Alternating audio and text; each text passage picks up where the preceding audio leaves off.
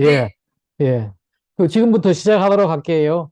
네, 오늘 교수님. 또 지난번에 그 칼럼에 대해 가지고 반박한 제 칼럼을 궤변이라고 이야기하는 내가 아는 분인 같기도 한데 잘 모르겠어요. 근데 하여튼 그런 반박에 대한 제가 자료로 가지고 말씀드리도록 하겠습니다.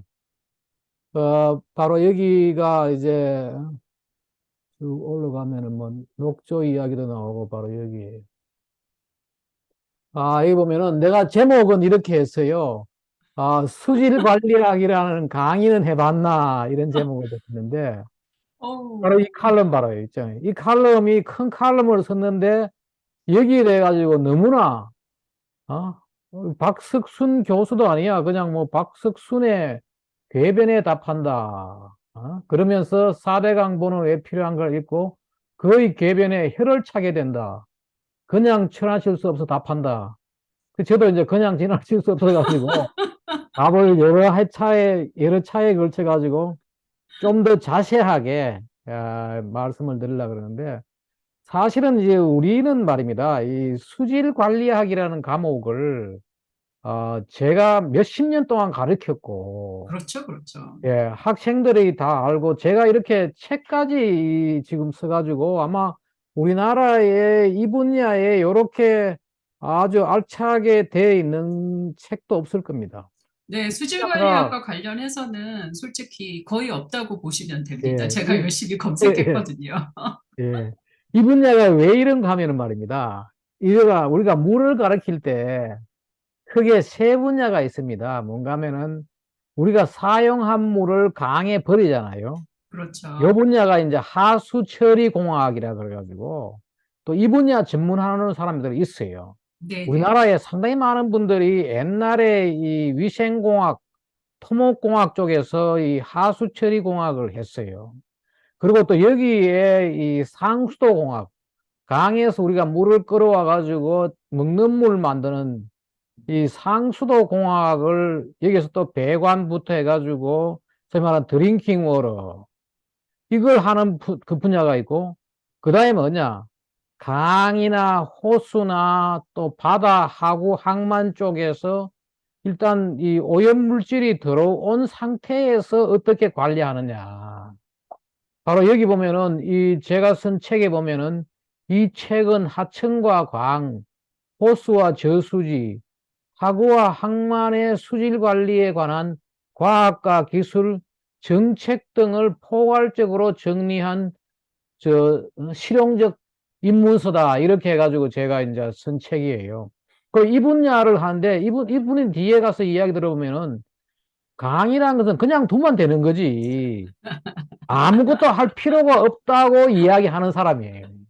얼마나 무지하냐 네. 이거지. 이게 수십 어, 년 동안 지금 영국의 템즈강까지 따지면은 한 150년 동안 이 분야를 연구해가지고 체계적으로 이루고 이 안에 들어가면은 뭐 각종 미분 방정식부터 말입니다. 여러 가지 내용들이 다 들어가요. 제가 이걸로 가지고 또 석사, 박사를 다 했던 사람이에요. 황당한 사람이 내보고 이제 혀를 차게 한다. 지난번에 이제 홍수 방지 이야기부터 조금만 더 하면 말입니다. 바로 홍수 방지 효과가 없다는 거 아니에요. 그렇다면 왜 홍수 때 수문을 여는가? 홍수 때도 수문을 닫아주면 유속을 더 줄일 텐데 정말 엉터리다. 그러면서 강을 가로지는 보는 홍수위를 높일 뿐이다. 수문이 고장나면 홍수를 높여 수해 위험만 키울 뿐이다. 지난번에 제가 이야기를 했죠. 바로 군남 홍수질환이 뭐예요? 볼을 만들어 가지고 조절지라는 게 물을 모은다는 거예요.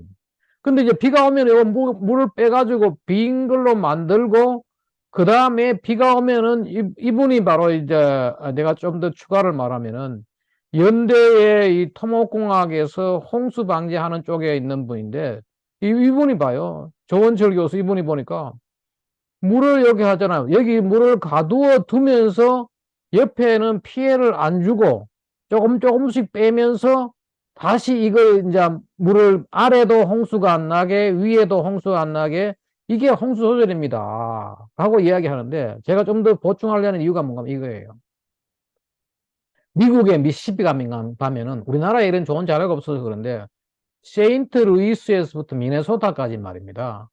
총 43개의 이렇게 보가 쫙 만들어져 있어요. 만들어져 보면 여기에 바로 여기에 쭉 적혀 있는 거지요.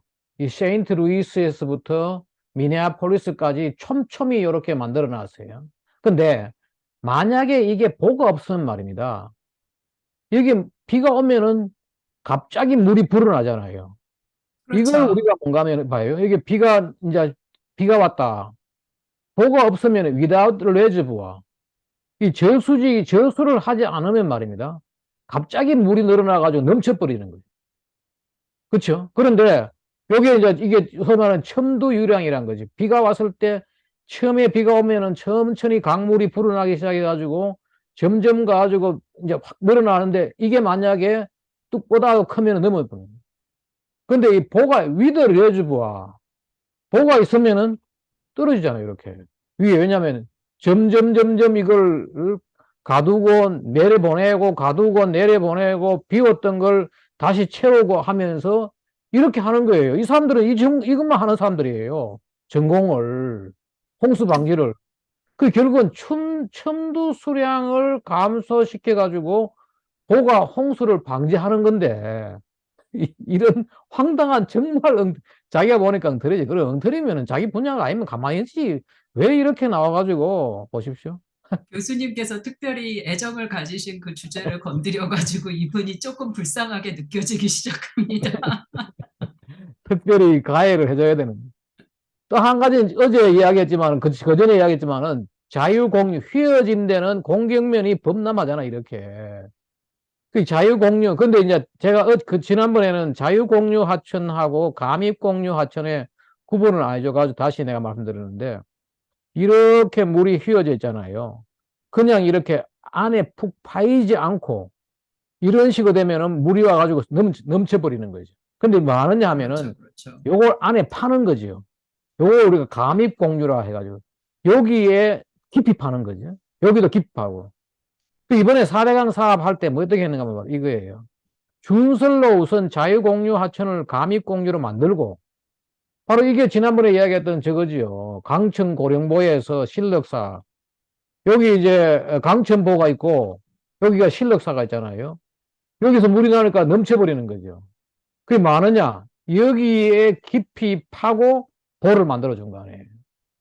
응? 매우 지난, 과학적이죠. 예. 굉장히 이거 전부 이런 일을 하는데 그 4대강 살리기 사업하기 전에 중앙일보에서 강을 살리자 하면서 남한강에 대한 이야기를 하면서 홍수 때 여주 담양 범람하고 이 범람하는 거죠. 이 보십시오. 이런 이야기 나와요. 이 안에 들은 내용이에요. 여주에 있는 신력사는 장마철에 비가 오면은 사찰 마당까지 토사가 밀려온다. 하천을 정비해 강폭을 늘려야 한다. 여주군은 대부분 저지대에서 홍수에 취약하다. 이렇게 해가지고 말해 신력사가 이 자유공유하천의 공격면이고 강천보가 홍수를 방지했잖아요. 근데 이 사람은 그러게요. 이런 식으로 말을 하는 거지, 보십시오. 줄 이거를 서가지고 어떻게 여기에 3D 단면으로 이렇게 보여줘야지 설득이 될까요? 아, 참, 왜 이런 부분을 이해를 못 하시는 건지 참 쩝쩝. 아니, 근데 모르겠으면은 누가 물어보든지. 근데 이걸 가지고 자기가 맞는 줄로 착각을 해가지고 거의 가만히 있으면은 무식이 드러나지 않을 건데 말이에요. 보십시오. 아마 이분의 시야는 딱 이 정도이지 않을까 싶습니다. 자기 앞에 강물이 이렇게 똑바로 가니까 이제 수천 마일이 이렇게 예. 똑바로 갈 거라고 생각하시는 거 아닐까요? 여기 보십시오. 여기도 보면 이 대구 광역시가 있고 여기에 강정고령보가 있어요. 여기에. 강정고령보가 있는데 여기에 화원유원지라고 대구의 유원지예요. 근데 이게 비만 오면 넘치는 거지, 여기에. 왜? 공경면이니까. 그래서 보십시오. 화원유원지는 상습 침수 지역이다. 2003년 9월에 태풍 매미 때 화원유원지 침수 전경. 제가 이 자료를 다 모아놓고 또 대구 쪽에서 이런 걸 다 모아 있어요. 자기가 무식하게 이야기하면 대구에서 다 웃는다니까요. 이봐요. 여기서 이렇게 돼 있는데 2011년 7월에 집중호우시 하원의원시는 안 넘었잖아, 이게요. 이때 봐라, 홍수, 여기는 강정보가 만들어졌고, 이게 준설도 됐고 하거든요. 그래서 그 당시에 2011년도에 대구의 김범일 대구시장이 대구 인터넷 신문에다가 뭐인가 하면은 4대강 사업과 관련해 지난 2003년 9월 태풍 매미 때 236mm 집중호우로 달성군 하원 유원지 식당 마을이 침수되었으나 되잖아요. 이번 4대강 사업 이후 금년 7월 302mm, 그때보다 비가 더 많이 왔어요. 그렇죠, 그렇죠. 거의 한 6, 70mm가 더 많이 왔어요. 많이 온 거지, 상당히 많이. 집중호우에도 침수되지 않았다. 낙동강 사업으로 대구는 큰 혜택을 받았다. 이걸 보고, 이거 지금 보가 이거 막아줬잖아요. 그런데 이제 이런 소리를 하는 거죠. 보시죠. 또 하나 더 황당한 일이 있어요. 제가 뭐라겠는가 하면은 유독물질 유출 사고 때 도로 차단에 하루의 피해를 줄일 수 있다. 1986년도 라인강 바젤 사건에서는 도로 유독물질의 흐름을 차단해 하류 피해를 줄였지만은 1991년도 낙동강 페놀 사건 때는 보가 없어 구미에서 유출된 페놀이 대구의 수돗물에 들어갈 수밖에 없었다. 라고 적어놨더만 이걸 뭐라고 내보고 개변을 웃기는 소리. 강물에 페놀이 들어있는데 강물에서 취수하는데 수돗물에 페놀이 어찌 안 들어가겠는가? 아니, 상수도를 끌어오면서 아무런 처리를 안 한다고 생각하시나 보죠? 이 사람 한번 보시죠. 웃기는 게 91년도 낙동강 페놀 사건 때는 강이 하류를 흘려내려 가서 며칠 뒤에 오염 문제가 자연스럽게 해결됐는데 그 때문에 이제는 오염 물질이 하류로 가지 못해 오염 피해가 오랫동안 계속될 수밖에 없다. 뭐가 없어야지 해결되는데 한번 보십시오. 이게 무슨 말? 이 사람이 정말 모르는 사람이 뭔가 하면 이거예요. 우리가 이 강물이 있잖아요. 뭔가 유입되잖아요.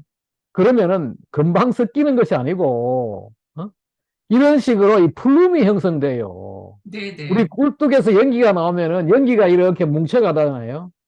이 강물의 외부에서 다른 오염 물질이 들어오면 이렇게 플룸을 형성해 금방 안 섞여요. 그게 물론 보가 없으면 물이 없으면 활활 내려가겠죠. 그러나 보가 있으면 이런 식으로 가고 여기다가 뭐냐 외부에서 들어오는 물질은요 이쪽보다도 수온이 다르고 또 물질 자체가 이게 비중이 다르고 하기 때문에 보통 이렇게 떠요. 이렇게 요게 어떤 수직으로도 이렇게 뜨고 수평으로도 안 섞이고 플룸을 형성하는 거지. 이 플룸이 한참 가요. 특히 보가 있으면 이렇게 플룸을 형성해야 했다니까요. 그 오염물질이 플룸이라는 개념을 모르는 거죠. 이 사람이 이런 수질 관리학을 들어본 적도 없고, 어? 이걸 다, 거다가 뭐예요? 이렇게 되면 많으냐? 이렇게 축축시켜서. 막을 치고, 흡착포 같은 걸로 이제 걷어내고 말이에요. 또 많으냐? 이거 막을 쳤잖아요. 펌핑 해내요, 이거를. 오염물질 들어오면은, 우리가 파이프 이렇게 달아가지고, 우리 뭐, 물 줄 때 쓰는 그 플라스틱 호수 있잖아요. 네네. 호수로 가져와가지고 여기다가 펌핑해가지고 뽑아내는 거지, 바깥에. 땅 위로 이제 흘러내는 거죠. 이 차단막, 흑차포, 펌핑 대책 이런 걸 전혀 모르니까 얼마나 이게 정말 자기가 너무 모르는 사람이에요. 그 사고가 났다. 그 흘러가는 그 플룸을 차단막으로 치고 그 다음에 이런 그 기름 같은 거 흡착보러 가죠. 흡착보러 가지고 이제 빨아가지고 내고 많은 경우는 뭔가 하면 이런 걸 펌핑 해가지고 물을 계속 퍼올리는 거죠, 이걸. 어? 아휴, 그럼 네. 이걸 모르고 내한테 한다는 소리가 뭔가 하면 웃기는 소리래. 어? 이게 말이 되는 자연스럽게 흘러가야지 해결된대요. 복 없어야지 빨리 해결된대. 무슨 소리를 하고 있는지 정말 웃기는 소리를 하고 있어. 그러다가 또 뭔가 하면은요. 무조건 보를 해체해야 된다. 맞다. 제가 이제 문재인 정부는 이런 보의 이러한 기능을 이해하지 못했다. 특히 지난 이제 대선 공약 12대 약속 중 하나인 지속 가능한 대한민국의 6번째 국정과제 수생태계 파괴 주범 대형보를 상식해본 이게 완전히 모르고 이제 그런 공약을 만드는 거죠. 이게 지금 우리나라 국민들한테 빨리 알려야 되는 거예요. 재개방하고 재평가를 거쳐 재자연한 이걸 이제 한다고 하니까 집권 즉시 보해체가 추진됐다. 2017년 6월 보처리 계획을 발표하고 16개 보 가운데 13개를 차례로 개방해 해체 논리를 뒷받침할 녹조, 수질, 생태계 등을 관찰하기 시작했다. 그러고 나서 내가 뭐라 했는가 하면은 2018년 11월 출범한 4대강 조사평가 기획위원회는 오랜 기간 4대강 사업에 반대해온 민간단체와 비전문 관변학자로 구성됐다. 어? 비전문 관변학자들을 딱 모아가지고 그 당시에 왜냐하면은 대부분 다 이 분야를 아는 사람들은 다 참여를 했어요. 이 좋은 사업이라고. 그런데 전문가가 없는 거죠. 그리고 또 뭔가 하면 저 문재인 정부에 대변해주는 사람들이 모여가지고 이 위원회는 단 3개월 만에 금강의 새정보와 공주보, 영산강의 축산보를 해체하고 나머지 백제보와 성촌보는 상시 개방하는 것으로 그것이 경제적으로 이익이라는 결정을 내렸다. 여기에 적용된 경제성 평가는 방법도 엉터리였을 뿐만 아니라 보를 해체하면은 소수력 발전만 손실을 보고 수질, 수생태, 친수, 홍수 조절에는 큰 편익이 생긴다는 잘못된 가정을 하고 있었다. 요건 제가 다음에 좀 더 상세하게 해요.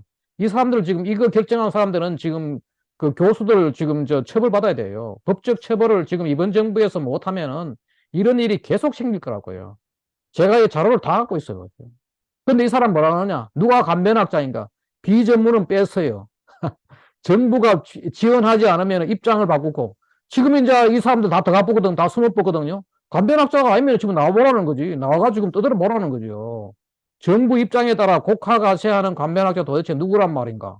정부가 지원해주지 않으면 자생력이 없는 그들이 간변학. 저는 지난 문재인 정부 동안에 일관되게 내가 주장을 했어요. 근데 이 사람들 다 내가 요 사람들이에요.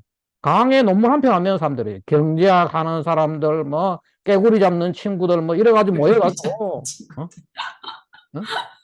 자기들이 왜 이래가지고는 도룡뇽은 안 나오나요?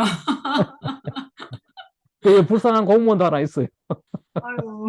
공무원은 어쩔 수 없이 갔다 하지만은 이 택도 아닌 친구들이 모여가지고 그래가지고는 뭐예요? 보십시오. 그리고 또 하나의 이야기가 뭔가 하면은 볼을 그대로 두는 것보다도 볼을 해체하는 것이 훨씬 편익이 크다. 이게 이제 다음에 제가 이제 경제성 분석을 할 건데, 그리고 비용 편익과 상관없이 아무런 설모가 없고 생태계를 파괴하기만 하는 볼을 해창이 맞다. 생태계를 위해서 보가 있어야 된다는 거 아니에요. 근데 이 생태계를 파괴한다고 앞에 지난번에 내가 이야기했죠. 왜 보가 필요하냐. 외부에서 들어온 물질을 희석시키고 물이 차 있어야지 그런 외부의 더러운 물질을 희석시키기 때문에 그게 필요하다고 이야기했는데 아무것도 모르는 사람이에요. 들어봐요. 그리고 또 한단 소리가 뭔가 하면 이제 오늘 녹조 이야기를 좀 하려고 합니다. 제가 이제 2017년도부터 시작된 보개방 결과는 이들의 예상과는 반대했다. 수질도 나빠졌고 녹조가 더 생겼고 생태계는 나빠졌는데 수량이 줄어들어 수질은 나빠졌고 강바닥에는 모래톱과 잡초만 무성해졌으며 개천 생태계가 큰 강을 지배했다. 그러니까 큰 강이 개천이 되니까 개천에 살던 게 다 내려오는 거예요. 또 진짜. 녹조 발생은 물 흐름과 무관하며 영양물질과 수온에 좌우된다는 교과서적 사실만 확인했다. 그러니까 이분이 뭐라 그런가 하면은 볼을 열면 당연히 수량이 줄어든다. 바보가 아닌 다음에야 그걸 예상하지 못했을까? 그 예상했으면 왜 볼을 열어? 그게 강의, 그게 이것도 봐요. 그게 우리 강의 본래 모습이다. 이것도 뒤에 좀 더 내가 보충해서 이야기해. 당연히 높은 수온과 과도한 영양물질이 녹조를 부추긴다. 어? 하지만 이건 또 맞다 그래. 또 높은 수온과 과도한 녹조를 부추긴다. 하지만 볼을 쌓아 체류 시간을 늘리는 것은 녹조 발생의 활용 점정이 이건 잘못된 생각이에요. 체류 시간하고 전혀 관계없는 거예요. 활용 점정이래. 또 용어도 좋은 용어도 알아서 또 이것도. 근데 체류 시간 증가가 녹조 부추긴다는 내용의 논문 보고서가 차고 넘친다. 이 사람이 논문도 아는 거 보니까 내가 아는 사람 같기도 해요. 근데 논문이란 말도 쓰는 거 보니까 그런데 이 논문도 잘못 알았어. 네, 그거 설명해 줄게요. 오늘 녹조까지만 합시다. 요렇게 되니까 이거 됐다는 거죠. 잡초만 무성한 거예요. 그러다가 또 겨울 되면 고라니 다니고 뭐 이래 된 게 강이 완전히 이런 식이 되는 거죠. 근데 이게 좋다는 거야. 이게 강의 본래 모습이래. 우리 강에 뭐예요? 녹조가 지금 엄청 생기 붙는 거예요. 볼을 생기니까 지난번에 보니까 세종고 수문 개방했지만 녹조원인 남녀는 외래 증가 3배나 증가했어요. 왜냐하면은 물이 차 있을 때는 수온이 빨리 증가 안 하잖아요. 그리고 그렇죠. 또 이 희석이 되니까 인이 깊고요. 줄어들었어요. 이게 엄청 생겼는데 이게 좋다는 거, 이게 우리가 본 모습이라는 거예요. 정신 나가죠. 네. 그런데 이 사람 논문 이야기 하니까 내가 한번 보여주겠는데, 이 좋은 논문이 있어요. 식물성 그 LG 성장에, 우리 영어 선생님이니까 내보다 빨리 영어를 보시면 잘 아실 거예요. 네이티브 잉글리시도 한 사람이니까. 중학교 미국에서 다녔다 그래서요.